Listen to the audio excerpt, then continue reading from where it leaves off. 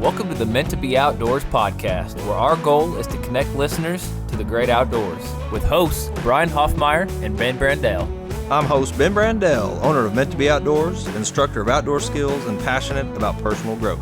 I'm host Brian Hoffmeyer, wildlife biologist and avid outdoorsman. Welcome back to another episode of the Meant to Be Outdoors podcast. It's Myth Monday. We have a good one for you today. I would actually say great, because our topic has to do with fishing, and if anybody knows Ben and Brian, we love the outdoors, but our favorite thing in the outdoors is probably going to be fishing.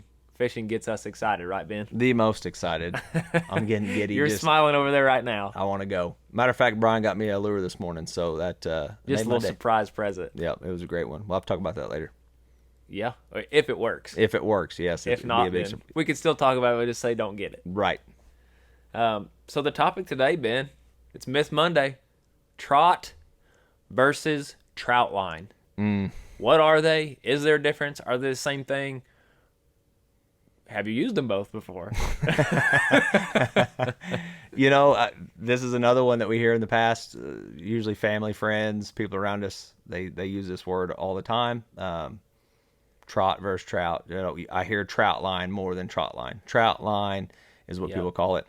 And growing up, I realized that I was saying it wrong. It's not a trout line. It is a trot line. I also said it wrong for a very long time. I said trout, T-R-O-U-T line, trout line. Now, be honest, I don't think we ever stopped and thought what we're actually saying. Well, it did confuse me, though. Yeah. Because you don't fish for trout with a line. No, there is no trout fishing on a trout or trot line. No. Right. You usually are fishing for catfish. Correct. And so when I finally saw it written in a magazine, I actually think it may have been a Bassmaster magazine or Outdoor Life or something, back before you read everything online. My dad would get all these Outdoor Life magazines, and I actually read an article about trot line, and that's when I had my awakening of, oh my gosh, was I just hearing it wrong? That's kind of went through that process. Was I hearing people say it wrong, right, or are they actually saying it? And then as I came to understand, most people are saying it wrong. They're saying trout line, which is a misnomer. It is just a misunderstanding of what is actually called. It is a trot. Yeah, my first time seeing that was actually buying a pre-made trot line.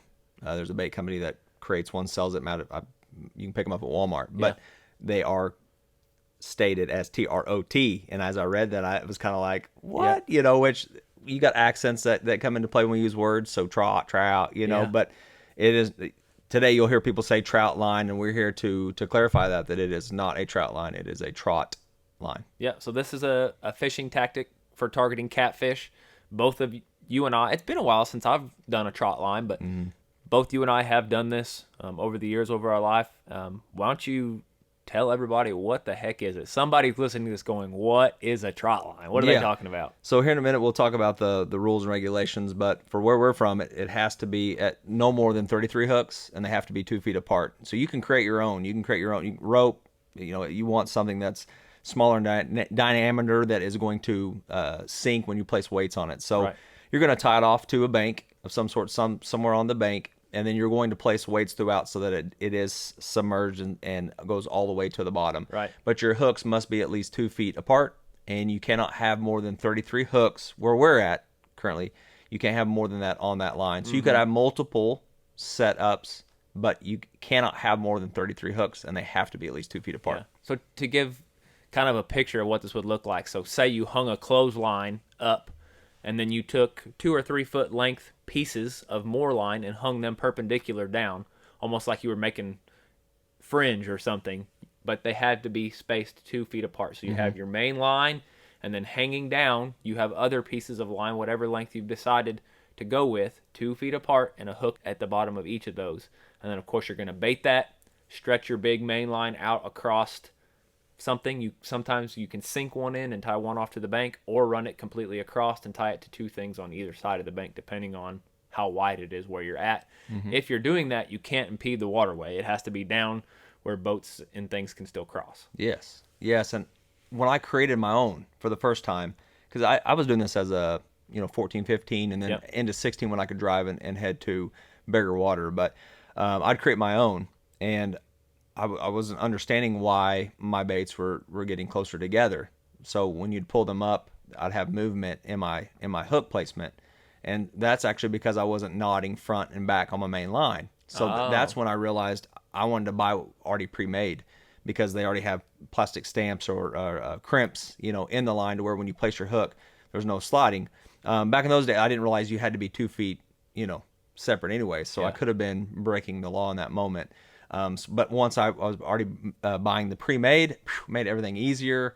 It worked better. And so that's actually the first time that I realized, again, Trot versus Trout, is when I started buying the pre-made setup. Well, two things. I hope either no game wardens are listening to this, or the statute of limitations has ran out since you... I have no fish in the freezer, so it don't matter.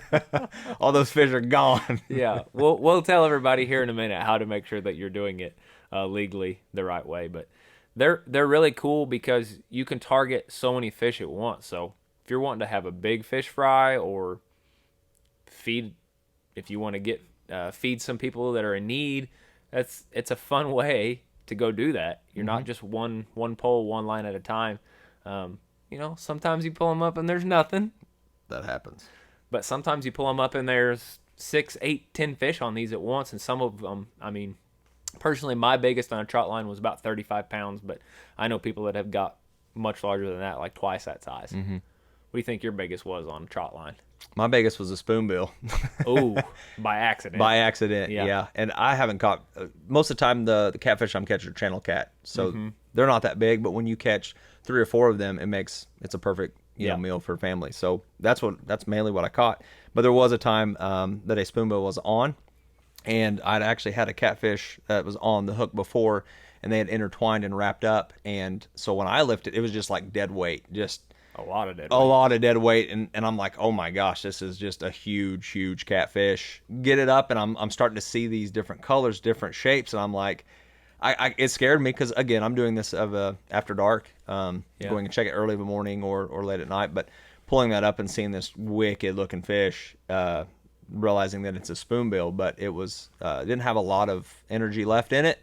Didn't know the rules at the time of if I could keep or not, so I ended up unhooking and letting go. But spoonbill don't eat that type of bait. They're filter feeders. So it had to be an accident, just mouth open, coming through, hitting it just right. But that was it was huge. I didn't measure it, didn't check it, don't even have pictures, but let it go, so that hopefully it survived. And something I want to hit on that you said there, you didn't know the law, the regulations on that fish, and that's a message to you wherever you're at in the world. If you are out enjoying the outdoors, if you're hunting or fishing, and something happens and you kind of get that feeling like, man, I don't really know what I'm supposed to do here, you're better off to just lean in the side of air, the side of safety. Yeah. So if you don't know if you're supposed to keep it, then don't. Yep. If you don't know if it's a legal, say you're deer hunting and a buck comes out and you're like, man, it might be legal, it might not.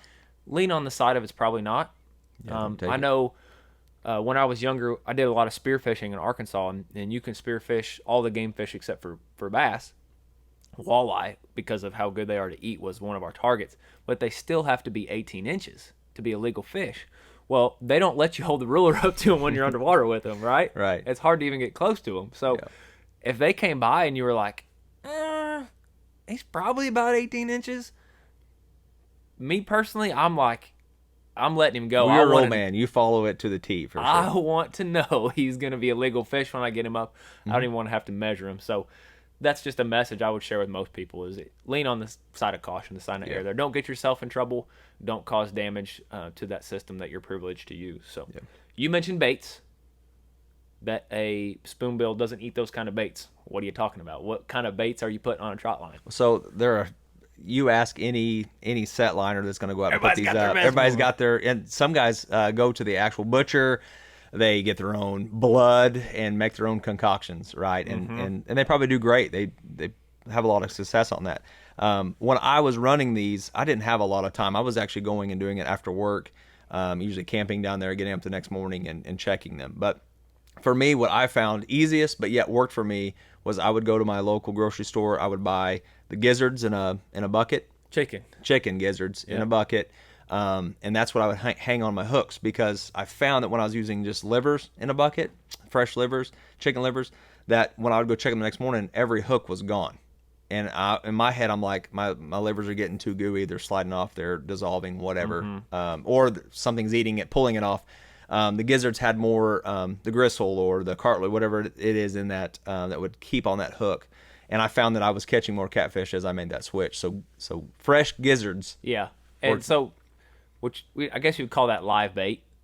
It's not really a live bait. It's from a live animal. So okay, yeah. We're not using...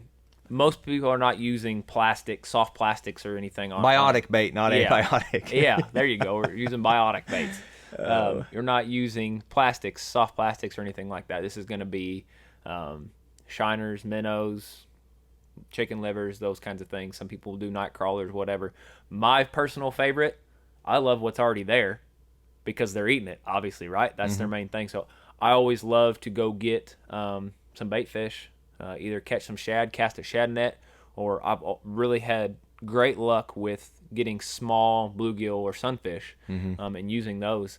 I love that you can catch them and put them on there, and they're going to kick and they're going to swim. So you have live bait, you have some action going in, and it kind of shows that they're in distress. So easy meal for whatever's coming by, and I had pretty good luck with that. And maybe that's why you caught some big catfish. Yeah, bigger catfish than I ever did. Again, I was up in a river system, so I knew that the deeper areas in that river is where most of the time on my setup on my line is where I was catching. I didn't really have them up shallow. Well, these are on this flatheads. Setup, mixed species, but those bigger ones I was getting were flatheads. Right. But no, a lot of fun. I miss doing it, but it is a lot of work. It is a lot of work. When you do it correctly, checking it, you're supposed to check it every 24 hours. I was gonna say, let's get into the laws. We're in Missouri here in the U.S., so our rules here, like you were saying, every 24 hours you have to check it. So you're camping, you're getting up the next day. If you can't check it within 24 hours, what do you got to do? Well, you got to get it out of there. I mean, pull it out of there. Pull it out. So before 24 hours is up, pull it, go home, whatever you're supposed to do. Yeah, it's supposed to be out of there. So what else do you have to do on it to make sure you're legal? What I know on the laws here on our side is, again, the 33 hooks. So you have to be careful of what that means. Are you going to continue to fish? Do you have multiple lines? What's that look like? So the rule states 33 hooks. So if you're planning on having a rod and reel in your hand, you might only want to have 32 if you're going to be running there, jug lines, all of that. So if you're going to get into throwing jug lines, running set lines or trot lines, as you're doing all those things, I wouldn't do more than 33. Definitely talk to your local game warden to get clarity on some of that, especially in the state that you're on. But again, 24 hours, you're supposed to have your name number. It could be your conservation number on both ends. Again, both ends meaning what? Most of the time, my deepest end was underwater, or that's why it's the deepest end. You don't have to have it on. And you wouldn't have to, but as it's out on your on the line, on the limb, a rock, whatever you're tied to, a bamboo piece you shoved in the ground, whatever that is, it needs to have your information on it. So, yeah, and the 33, just to be clear, is combined. So if you're going up a river and you want to set 3 lines out, well, you better split that up 11, 11, 11. Yeah. Yeah, you don't want. You can put them all on one line if you want to. It also means combined waterways. So say you're in a river and you want to jump over to the next county and run the next river. Well, that's something you got to combine. That's going to be 33. It's not 33 in this river and 33 in that one. It's if you are in that same state. The only thing that differs in Missouri where we are is that if you go to the Mississippi River, you can have 50. I'm not really sure why that is. Maybe just because it's so big and there's so many catfish in there. Because there are a lot of catfish in that river and they're big ones. So they kind of up it once you go over to that waterway. The real message is, though, wherever they're at, folks need to be doing their research, understanding the rules and regulations. If you don't know, then get an answer or don't go down that route. Because we are a little unclear on if you have 33 hooks out on a trout line and you want to get in your bass boat and go catch a bass, can you do that? Can you put a jig on and have a single hook? Does that technically make your 34th hook? Yeah. Yeah. It's not as clear as I'd like for it to be, but I would love to talk to, someone that's going to be holding those rules. Yeah. If you hear this and you know the answer to that, shoot us a message on Facebook or something and let us know, because I would love to know. We've tried to find out and don't really have a contact to help us with that. Definitely. But remember, we are talking about trot lines, not trout lines. Not trout lines. Yes. Don't do this for trout. And again, you're going to hear people say this. We're not educating everyone to educate others to say you're saying it wrong. It's really for you and your message. So as you're talking about trot lines, share that message that it's a trot line. This is a trot line that we're setting today. Yeah. Share it the correct way. More than anything, I would love for y'all to go out and try this if you haven't. And if you have tried it, share it with somebody. Mm-hmm. This tactic dates back many, many, many years. Some people have never heard of it. Some people have just heard people talk about it. But it is a lot of fun when that excitement of going to check it the next day, you're either going to be really excited or really let down. And let me tell you, when you pull it up and there's nothing there and all your hooks are bare and there's no bait left, this is not a good feeling. Not a good feeling. But the opposite is just as awesome. As you're pulling up and you might see a bare hook, and then you're starting to feel some movement. Yeah. And you don't know if it's coming up first or last, but you feel at least you have some hope, and to not know what it is, but then to see it, how big it is, what it is, it is a great feeling. The not target species is kind of a letdown too, though. You feel something big tugging on there and you get excited and you pull it up and it's a big old gar or something. Yeah. That's not a very good feeling either. That happens as well. So, but get out and do it. Try it. It's even in days that you have to provide for your family of a method of fish and going fishing. This is a awesome method because it works while you're away. Yeah. Well, if we've confused you, go online and look up Trot line. It is a trot line. It's a method of fishing. If you've called it a trout line in the past, let's start calling it a trot line now so you can sound correct and smart with the folks that you're around and you're not confusing little kids like Ben and I were confused when we were younger. But most of all, we hope that you guys go out and do this, try it, share it with others, and thank you for listening to this episode of Myth Mondays with Meant to Be Outdoors. Thank you for listening to the Meant to Be Outdoors podcast, hosted by Brian Hoffmeyer and Ben Brandell. Please help us by subscribing. Also, follow along on TikTok, Instagram, and Facebook.